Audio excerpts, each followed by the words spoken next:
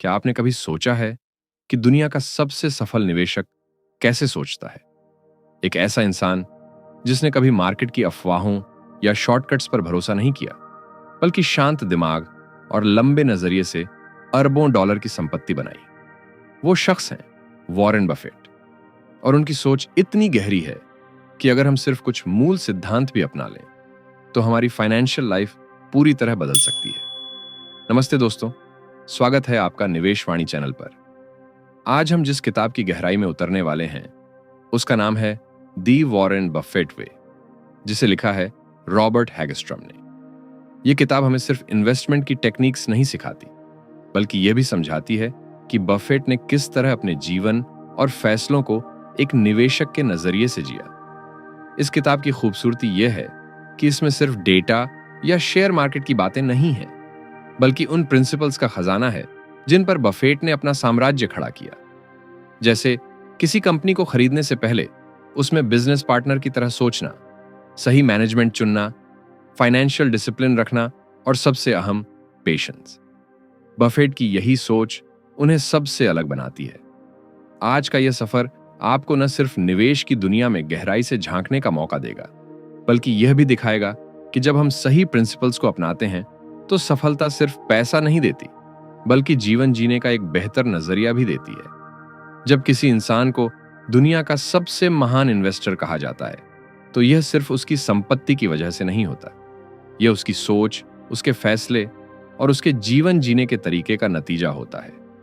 Warren Buffett की कहानी यही बताती है।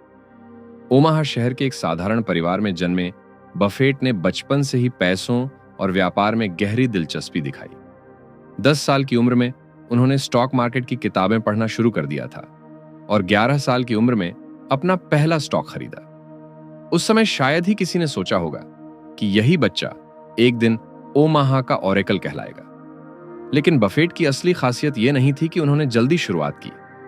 उनकी असली ताकत यह थी कि वे चीजों को बहुत सरल नजरिए से देखते थे।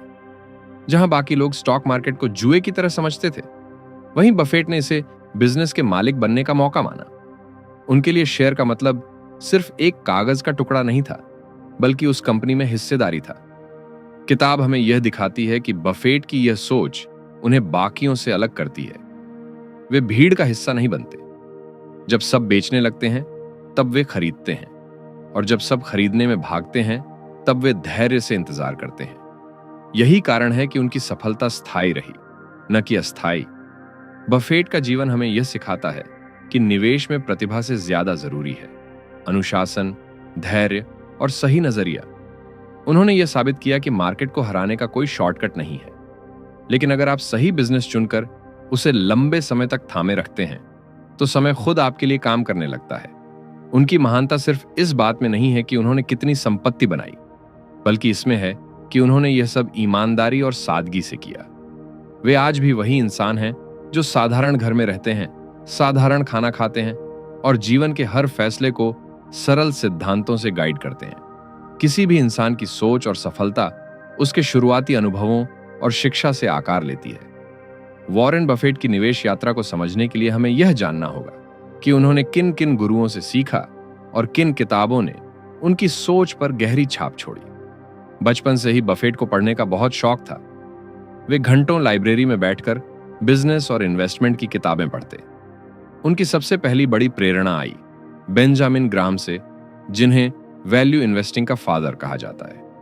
ग्राहम की किताब द इंटेलिजेंट इन्वेस्टर ने बफेट की सोच को पूरी तरह बदल दिया। इस किताब से उन्होंने सीखा कि असली निवेश वही है जिसमें आप किसी कंपनी की इंट्रिंसिक वैल्यू को समझें और उसे उसकी कीमत से कम दाम पर खरीदें। बफेट ने कोलंबिया यूनिवर्सिटी में ग्राहम से पढ़ाई की और वहीं से उन्होंने जीवन का सबसे बड़ा सबक लिया, मार्जिन ऑफ सेफ्टी।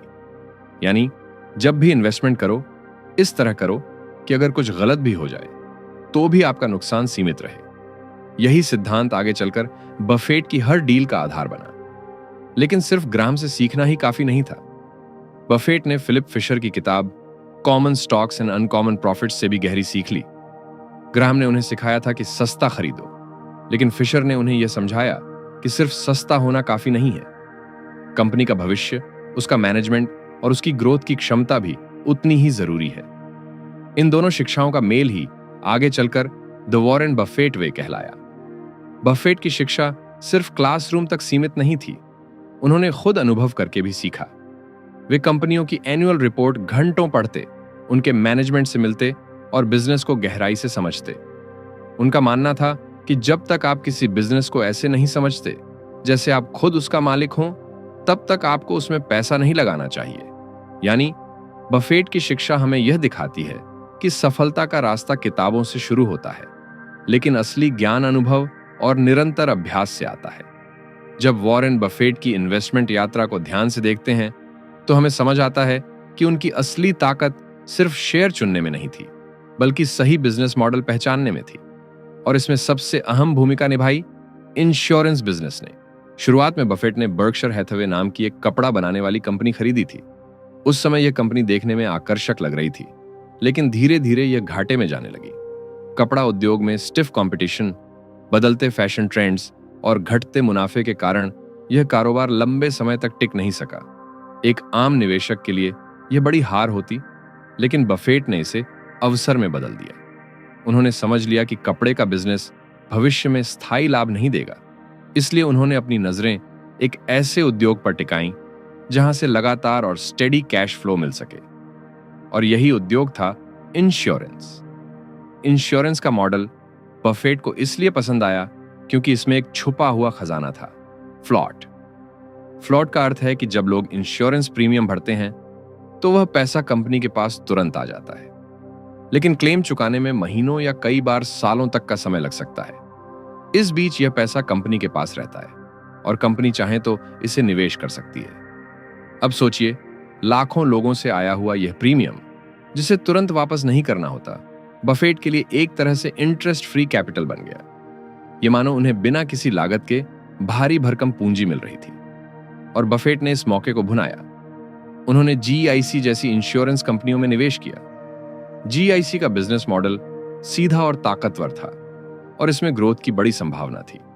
जैसे जैसे जीसीओ और अन्य इंश्योरेंस कंपनियों से फ्लोट बढ़ता गया, बफेट के पास और अधिक पूंजी इकट्ठा होती गई और उस पूंजी को उन्होंने Coca Cola, American express, Washington post और गिलेट जैसी दिग्गज कंपनियों में लगाया। यानी इंश्योरेंस बफेट के लिए सिर्फ एक बिजनेस नहीं था, बल्कि यह एक फाइनेंशियल इंजन बन गया जिसने उन्हें बार बार निवेश करने की क्षमता दी। बर्कशायर हैथवे, जो कभी एक साधारण टेक्सटाइल कंपनी थी, धीरे धीरे दुनिया की सबसे ताकतवर होल्डिंग कंपनी बन गई और इसका सबसे बड़ा श्रेय इंश्योरेंस से आए फ्लोट को जाता है। यहां से हमें एक बड़ा सबक मिलता है। असली इन्वेस्टर वही है जो अपनी गलतियों को पहचान कर समय रहते दिशा बदल सके। अगर बफेट जिद पर अड़े रहते और कपड़ा उद्योग में फंसे रहते तो शायद उनका नाम इतिहास में कहीं गुम हो जाता, लेकिन उन्होंने हार को अवसर में बदला और इंश्योरेंस के जरिए अपनी असली नींव इतनी मजबूत बनाई कि आने वाले दशकों में वे पूरी दुनिया के सबसे बड़े निवेशक बन गए। वॉरेन बफेट जब किसी कंपनी को खरीदने की सोचते हैं तो वे उसे सिर्फ शेयरों का कलेक्शन नहीं मानते। उनके लिए हर स्टॉक का मतलब है किसी असली बिजनेस में पार्टनर बनना। यही वजह है कि उनकी नजर हमेशा कंपनी की असली क्वालिटी और उसके भविष्य पर रहती है। बफेट का पहला सिद्धांत है, सिंपल और समझने योग्य बिजनेस चुनो। उनका मानना है कि अगर किसी कंपनी का बिजनेस आप खुद आसानी से नहीं समझ पा रहे तो उसमें पैसा लगाना खतरनाक है। वे कहते हैं कि निवेश करने से पहले यह टेस्ट करना चाहिए कि क्या आप 5 मिनट में कंपनी का मॉडल किसी और को समझा सकते हैं या नहीं। अगर जवाब नहीं है तो यह कंपनी आपके लिए सही नहीं है। यही वजह है कि बफेट ने कभी बहुत जटिल टेक्नोलॉजी कंपनियों में निवेश नहीं किया। टेक्नोलॉजी में बदलाव इतनी तेजी से होता है कि यह अंदाजा लगाना मुश्किल होता है कि कौन सी कंपनी लंबे समय तक टिकेगी। इस अनिश्चितता से बचने के लिए वे ऐसे बिजनेस चुनते हैं जो हर किसी के लिए समझने में आसान हो। उदाहरण के तौर पर कोका कोला, यह एक ऐसा प्रोडक्ट है जिसे दुनिया का लगभग हर इंसान जानता और पीता है। लोग सिर्फ प्यास बुझाने के लिए कोक नहीं पीते, बल्कि इसका स्वाद और ब्रांड उनके अनुभव का हिस्सा है। यही इसे एक टिकाऊ बिजनेस बनाता है। ब्रांड दशकों से ग्राहकों की पहली पसंद रहा है। हर इंसान को ग्रूमिंग की जरूरत होती है और जिलेट ने यह आदत इतनी गहराई से बना दी है कि उसके प्रोडक्ट का विकल्प ढूंढना आसान नहीं। अमेरिकन एक्सप्रेस, यह कंपनी कार्ड और पेमेंट्स की दुनिया में भरोसे और प्रतिष्ठा का प्रतीक है। लोग इसे सिर्फ एक कार्ड नहीं मानते, बल्कि यह उनके लाइफस्टाइल और सुरक्षा से जुड़ा होता है। बफेट कहते हैं कि जटिलता हमेशा खतरे की निशानी है। अगर किसी बिजनेस को समझने में दिमाग ज्यादा लगाना पड़ रहा है, तो इसका मतलब है उसमें भविष्य को लेकर बहुत अनिश्चितता है।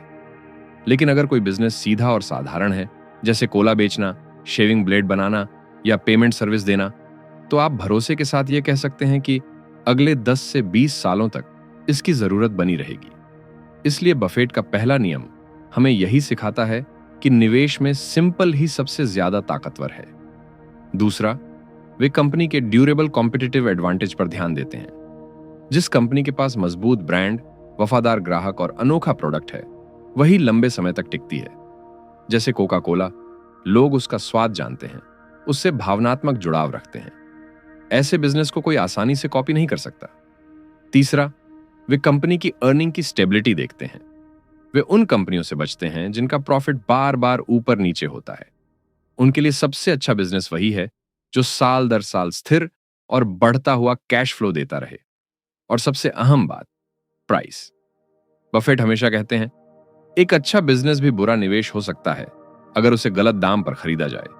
इसलिए वे तब तक इंतजार करते हैं जब तक कंपनी का शेयर उसकी इंट्रिंसिक प्राइस से नीचे न मिल जाए।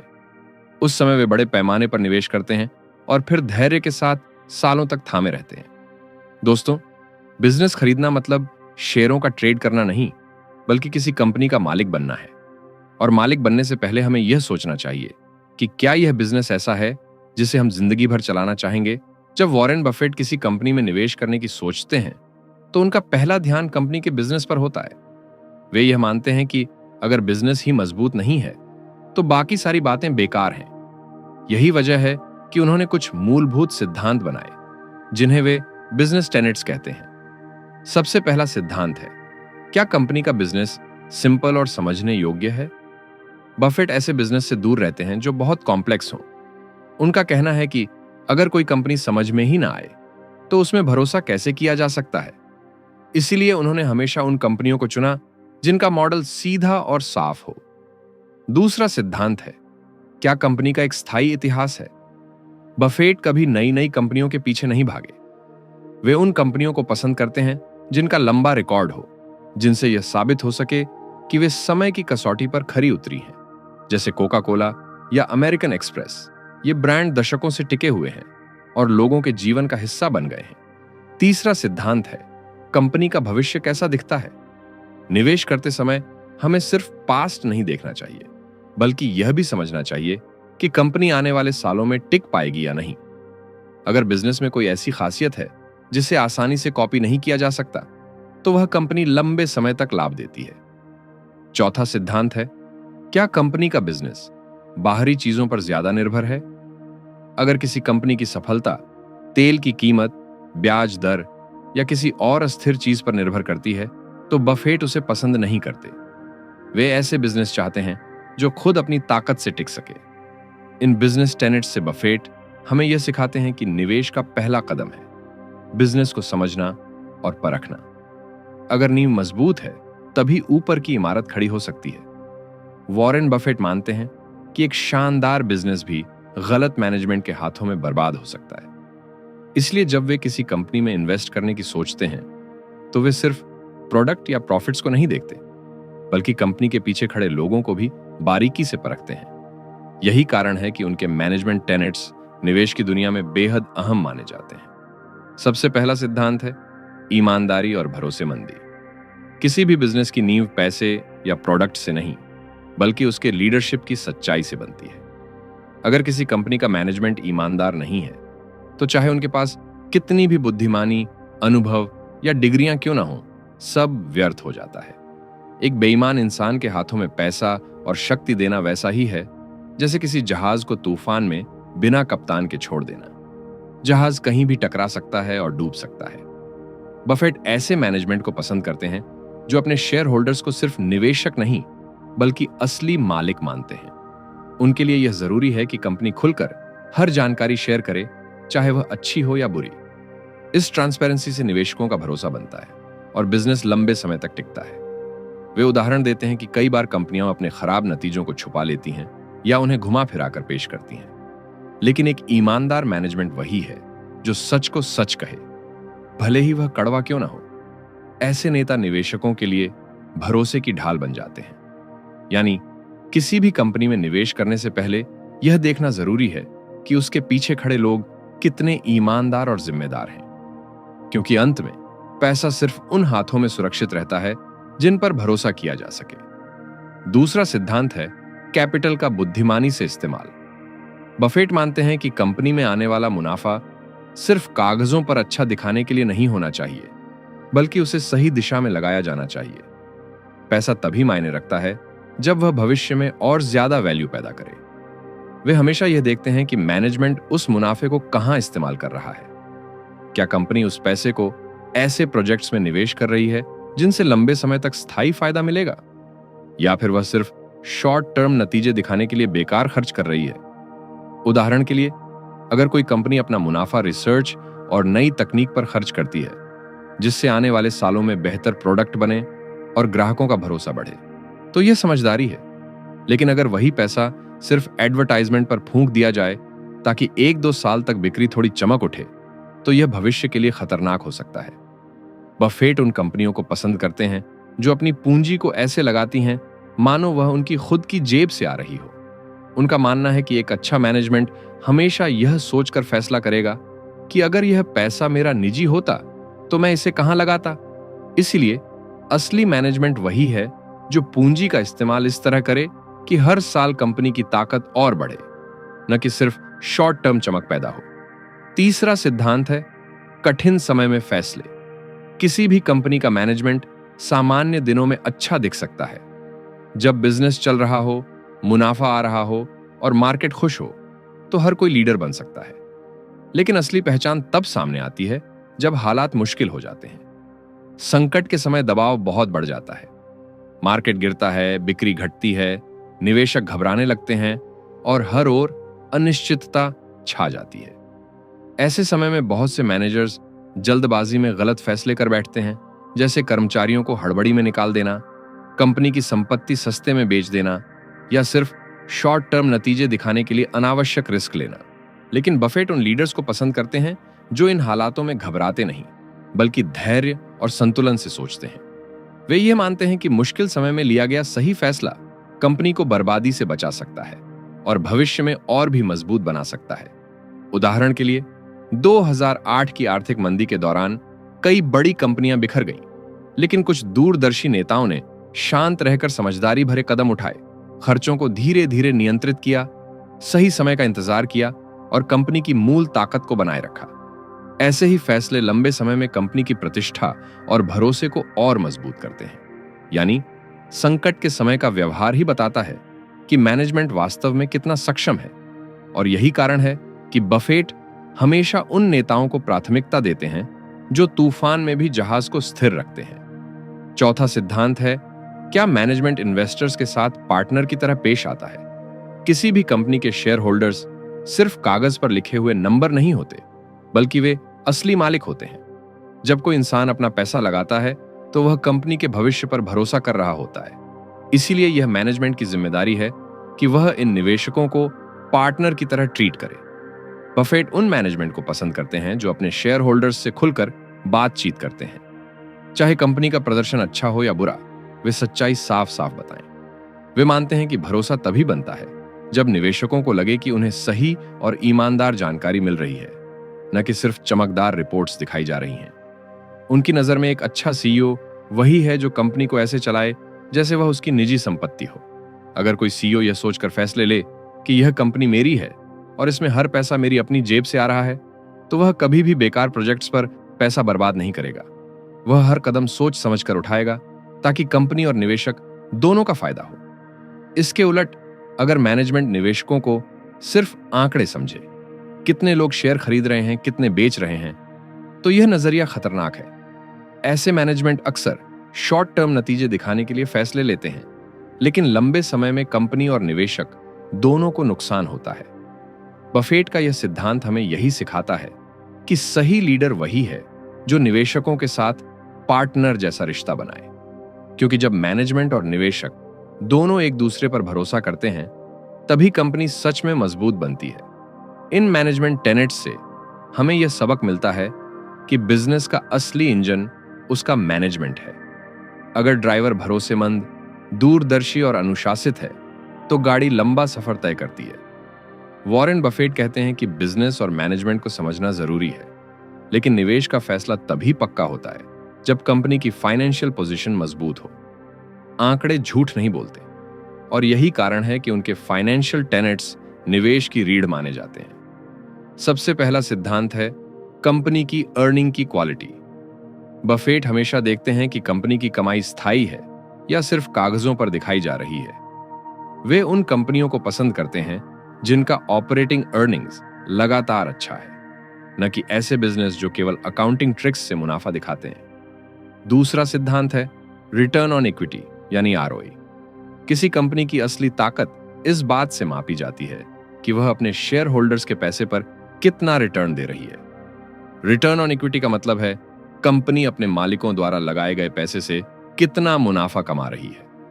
अगर कोई कंपनी बिना ज्यादा कर्ज लिए लगातार अच्छा आरओई दे रही है तो यह इस बात का संकेत है कि उसका बिजनेस मॉडल मजबूत है।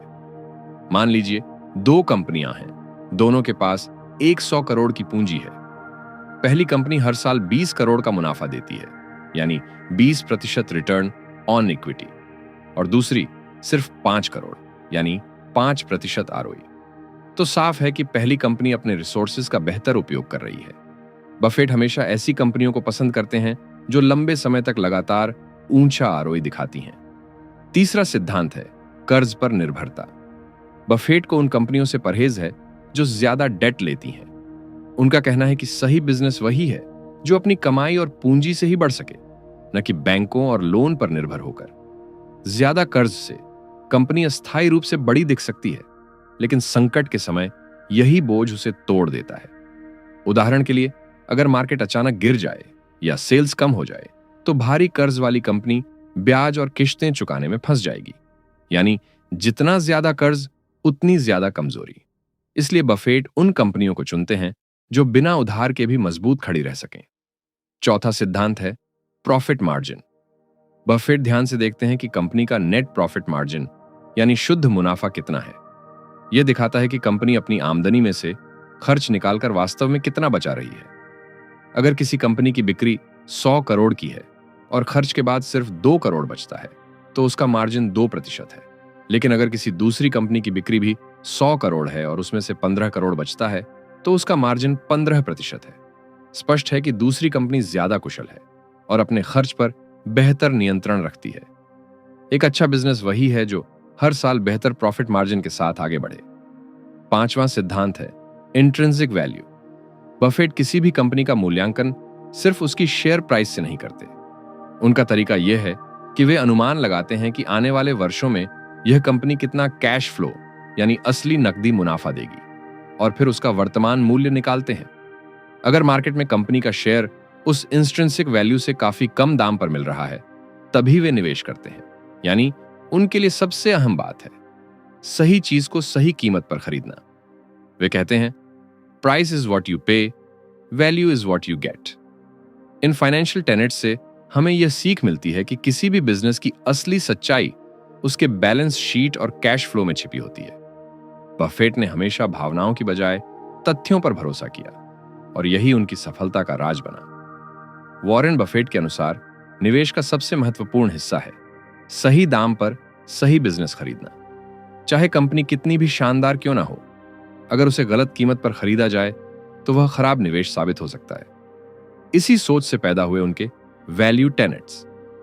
सबसे पहला सिद्धांत है मार्जिन ऑफ सेफ्टी। किसी भी बिजनेस का इंट्रिंसिक वैल्यू निकालो, फिर उसे तभी खरीदो जब उसका मार्केट प्राइस इस मूल्य से काफी नीचे हो। यह एक तरह का सेफ्टी नेट है। मान लीजिए किसी कंपनी का इंट्रिंसिक वैल्यू 100 रुपये है। अगर आप उसे 100 रुपये पर खरीदते हैं और अनुमान गलत निकल गया तो नुकसान हो सकता है। लेकिन अगर वही शेयर आपको 60 से 70 रुपये में मिल जाए तो भले ही आपसे कुछ गलती हो जाए, फिर भी आपके पास सुरक्षा की गुंजाइश रहती है। यही है मार्जिन ऑफ सेफ्टी, गलतियों से बचाने वाली ढाल। दूसरा सिद्धांत है प्राइस वर्सेस वैल्यू। बफेट का मशहूर कथन है प्राइस इज व्हाट यू पे, value is what you get. इसका मतलब है कि मार्केट में जो प्राइस दिख रही है वह असलियत नहीं बताती। असली बात है कंपनी का वैल्यू, यानी उसका बिजनेस कितना मजबूत है, भविष्य में कितनी कमाई कर सकता है और ग्राहकों में उसकी कितनी पकड़ है। भीड़ अक्सर भावनाओं से शेयर खरीदती बेचती है, लेकिन बफेट हमेशा तथ्य देखते हैं। वे प्राइस पर नहीं, वैल्यू पर ध्यान देते हैं। तीसरा सिद्धांत है लॉन्ग टर्म व्यू। बफेट कभी सट्टेबाजों की तरह शॉर्ट टर्म उतार चढ़ाव में नहीं पड़ते। वे ऐसे बिजनेस चुनते हैं जिन्हें आने वाले दशकों तक टिके रहने का भरोसा हो। उनका मानना है कि समय सबसे बड़ा साथी है। जैसे एक पेड़ लगाया जाता है, शुरुआत में वह छोटा होता है, लेकिन साल दर साल वह बढ़ता है और छांव देता है। उसी तरह सही बिजनेस को समय के साथ अमीर बनने का मौका मिलता है। अगर आप सही बिजनेस पकड़कर बैठ गए तो समय खुद आपके लिए काम करने लगता है। चौथा सिद्धांत है पेशेंस। स्टॉक मार्केट हर दिन 100 मौके देता है, लेकिन इसका मतलब यह नहीं कि आपको हर मौके पर कूदना है। बफेट कहते हैं कि निवेश में सबसे बड़ी ताकत है ना कहने की क्षमता। जैसे बेसबॉल खिलाड़ी हर गेंद पर बल्ला नहीं घुमाता, वह सही गेंद का इंतजार करता है ताकि छक्का लग सके। उसी तरह निवेशक को भी सही अवसर का इंतजार करना चाहिए। जब सही बिजनेस आकर्षक दाम पर मिले तभी कदम बढ़ाना समझदारी है। बाकी समय धैर्य सबसे बड़ा हथियार है। इन वैल्यू टेनेट्स से हमें यह समझ आता है कि अमीर बनने के लिए ज्यादा बार जीतना जरूरी नहीं, बल्कि सही समय पर बड़े और समझदारी भरे फैसले लेना जरूरी है। जब लोग वॉरेन बफेट का नाम सुनते हैं तो उनके दिमाग में सबसे पहले शेयर मार्केट आता है, लेकिन बफेट सिर्फ इक्विटी में ही नहीं, बल्कि फिक्स्ड इनकम सिक्योरिटीज यानी बॉन्ड्स और अन्य स्थिर आय वाले निवेशों में भी गहरी समझ रखते हैं। हर निवेशक को यह समझना चाहिए कि सभी पैसे स्टॉक मार्केट में लगाना जरूरी नहीं है। कभी कभी स्टेडी और सुरक्षित रिटर्न देने वाले विकल्प भी जरूरी होते हैं, लेकिन यहां भी वे वही सिद्धांत लागू करते हैं, वैल्यू और प्राइस का संतुलन। बफेट फिक्स्ड इनकम सिक्योरिटीज में निवेश तभी करते हैं जब उन्हें लगता है कि यह विकल्प स्टॉक्स की तुलना में ज्यादा सुरक्षित और आकर्षक है। उदाहरण के लिए, अगर स्टॉक मार्केट बहुत महंगा है और सही अवसर नहीं दिख रहा, तो बफेट अस्थायी तौर पर पैसा बॉन्ड्स में लगा देते हैं। वे यह भी मानते हैं कि फिक्स्ड इनकम सिक्योरिटीज हमेशा ज्यादा मुनाफा नहीं देती, लेकिन यह पोर्टफोलियो को संतुलन और स्थिरता जरूर देती है। जैसे किसी तूफान के समय एक मजबूत एंकर जहाज को स्थिर रखता है, वैसे ही ये सिक्योरिटीज निवेश पोर्टफोलियो को सुरक्षित रखती है। बफेट खासतौर पर सरकारी बॉन्ड्स को एक सुरक्षित जगह मानते हैं, लेकिन वे हमेशा उनकी यील्ड और ब्याज दरों पर ध्यान देते हैं। अगर यील्ड बहुत कम है तो वे स्टॉक्स को तरजीह देते हैं, क्योंकि लंबी अवधि में वही ज्यादा संपत्ति बनाते हैं। यहां हमें यह सीख मिलती है कि निवेश में डाइवर्सिफिकेशन सिर्फ अलग अलग कंपनियों के शेयर रखने से नहीं होती, बल्कि सही समय पर फिक्स्ड इनकम जैसे सुरक्षित साधनों का इस्तेमाल भी हमें लंबे सफर में बचाता है। किसी भी निवेशक के लिए सबसे बड़ा सवाल यह होता है कि पैसा कहां लगाया जाए और कितनी मात्रा में लगाया जाए। वॉरेन बफेट का नजरिया इस मामले में भी बिल्कुल अलग और बेहद प्रैक्टिकल है। वे मानते हैं कि पोर्टफोलियो मैनेजमेंट का मतलब है अपनी सबसे अच्छी सोच पर सबसे बड़ा दांव लगाना। ज्यादातर निवेशक डर के कारण अपने पैसे को बहुत ज्यादा जगह बांट देते हैं ताकि रिस्क कम हो, लेकिन बफेट कहते हैं कि diversification is protection against ignorance. यानी अगर आपको सचमुच पता है कि कौन सा बिजनेस अच्छा है तो बहुत ज्यादा एक्सपेंशन करने की जरूरत नहीं। बफेट का पोर्टफोलियो हमेशा कॉन्सेंट्रेटेड रहा है। उन्होंने चुनिंदा कंपनियों में बड़ा निवेश किया और उन्हें लंबे समय तक पकड़े रखा। उनके मुताबिक जब आपके पास सीमित लेकिन मजबूत बिजनेस है तो आपको हर दिन खरीद बिक्री करने की जरूरत नहीं पड़ती। इसके साथ ही वे कैश रिजर्व की अहमियत भी समझते हैं। बफेट हमेशा मानते हैं कि हाथ में नकद होना जरूरी है ताकि जब मार्केट नीचे गिरे तो आप मौके का फायदा उठा सकें। उनके अनुसार असली मौके तभी मिलते हैं जब बाकी सब डर कर बेच रहे हों। पोर्टफोलियो मैनेजमेंट में उनका एक और बड़ा सबक है डिसिप्लिन और पेशेंस। वे कहते हैं कि मार्केट रोजाना आपको 100 मौके देगा, लेकिन आपको हर बार बैट नहीं करना। पोर्टफोलियो को मैनेज करना मतलब हर दिन एक्टिव रहना नहीं है, बल्कि सही कंपनियों का चुनाव करके, उन पर भरोसा करके और लंबे समय तक टिके रहना ही असली रणनीति है। इन्वेस्टमेंट सिर्फ गणित और बैलेंस शीट का खेल नहीं है, बल्कि यह असल में हमारे दिमाग और भावनाओं की परीक्षा है। स्टॉक मार्केट में जीतने वाले और हारने वाले के बीच सबसे बड़ा फर्क उनकी साइकोलॉजी होती है। बफेट कहते हैं कि मार्केट हमेशा उतार चढ़ाव से भरा रहेगा। कभी लालच लोगों को अंधा कर देगा और कभी डर उन्हें लेम बना देगा। ऐसे समय में निवेशक का असली दुश्मन मार्केट नहीं होता, बल्कि उसका अपना दिमाग होता है। उनका मानना है कि जो निवेशक भावनाओं के बहाव में आकर फैसले करता है वह लंबे समय तक टिक नहीं सकता, लेकिन जो इंसान शांत दिमाग से तर्क और धैर्य के साथ फैसले लेता है वही सफल होता है। बफेट खुद इसका उदाहरण है। 1970 और 1980 की मार्केट गिरावटों के दौरान जब हर कोई घबरा कर बेच रहा था, तब उन्होंने सस्ते दामों पर शानदार कंपनियों के शेयर खरीदे। यही साइकोलॉजी उन्हें भीड़ से अलग करता है। वे यह भी कहते हैं कि निवेश में धैर्य सबसे बड़ी ताकत है।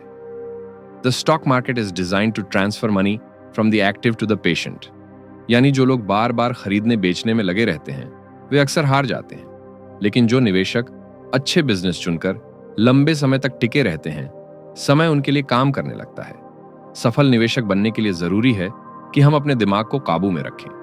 अनुशासन, धैर्य और भावनाओं पर नियंत्रण ही असली कुंजी है। वॉरेन बफेट को अक्सर अलग तरह का निवेशक कहा जाता है। वे भीड़ का हिस्सा बनने से हमेशा बचते हैं। यही कारण है कि उन्हें अनरीजनेबल मैन कहा गया है।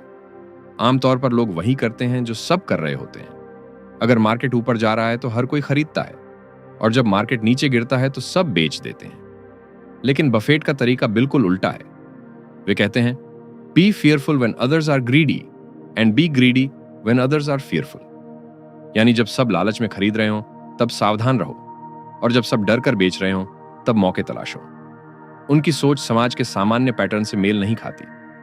जल्दी अमीर बनने के लिए शॉर्टकट ढूंढते हैं, वहां बफेट दशकों तक धैर्य से अच्छे बिजनेस थामे रहते हैं। वे ये मानते हैं कि अमीर बनने का सबसे अच्छा रास्ता है धीरे धीरे और लगातार आगे बढ़ना। बफेट के इस अनरीजनेबल नजरिए का ही नतीजा है कि उन्होंने उन जगहों पर निवेश किया जहां बाकी लोग संकोच कर रहे थे। जैसे 1970 के दशक में अमेरिकन एक्सप्रेस का शेयर एक स्कैंडल के कारण ध्वस्त हो गया। सब लोग भाग गए, लेकिन बफेट ने देखा कि कंपनी का बिजनेस मॉडल और ब्रांड अब भी मजबूत है। उन्होंने बड़े पैमाने पर निवेश किया और आने वाले वर्षों में भारी मुनाफा कमाया। असल में बफेट हमें यह सिखाते हैं कि भीड़ को फॉलो करना सबसे बड़ी गलती है।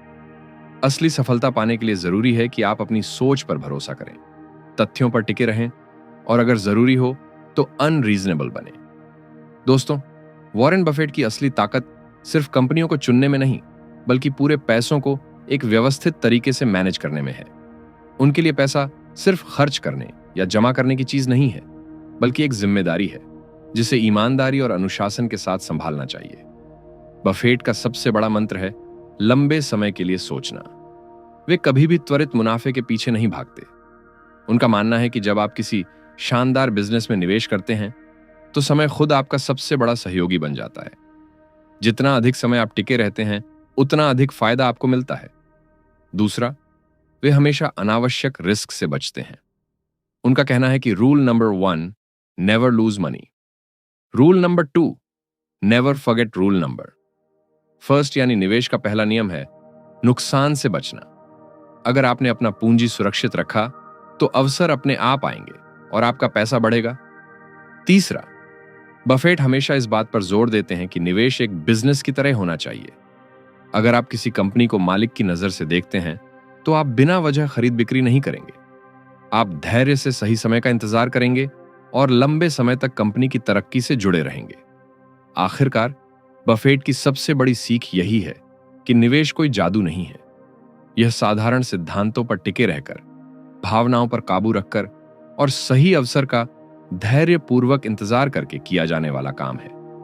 यही द वॉरेन बफेट वे है, जिसे अगर हम अपनाएं तो हम भी अपनी आर्थिक जिंदगी में स्थिरता और समृद्धि ला सकते हैं। दोस्तों, वॉरेन बफेट की कहानी सिर्फ एक इन्वेस्टर की सफलता की दास्तान नहीं है, बल्कि यह उन सिद्धांतों की गवाही है जो साधारण इंसान को असाधारण बना देते हैं। उन्होंने हमें सिखाया कि निवेश का असली मतलब है बिजनेस को समझना, सही दाम पर खरीदना, भरोसेमंद मैनेजमेंट चुनना और धैर्य के साथ लंबे समय तक टिके रहना। यह किताब हमें बार बार यह याद दिलाती है कि सफलता का रास्ता शॉर्टकट से नहीं, बल्कि अनुशासन, धैर्य और सही नजरिए से बनता है। अगर हम इन सिद्धांतों को अपनी आर्थिक जिंदगी में अपनाते हैं, तो हम भी धीरे धीरे एक मजबूत वित्तीय नींव बना सकते हैं। दोस्तों, उम्मीद है कि द वॉरेन बफेट वे की यह यात्रा आपको उतनी ही प्रेरणा देगी जितनी इसने दुनिया भर के निवेशकों को दी है। अगर आपको यह वीडियो अच्छा लगा हो तो इसे लाइक और शेयर करना मत भूलिएगा। और हाँ, अगर आप ऐसी ही और गहराई से समझाई गई किताबों के सार सुनना चाहते हैं तो चैनल को जरूर सब्सक्राइब कीजिए। आपके सपोर्ट से ही निवेशवाणी आगे बढ़ रहा है और हम वादा करते हैं कि हम आपके लिए हर बार ऐसी ही जीवन बदलने वाली किताबें लाते रहेंगे। धन्यवाद दोस्तों, मिलते हैं अगले एपिसोड में। जय हिंद।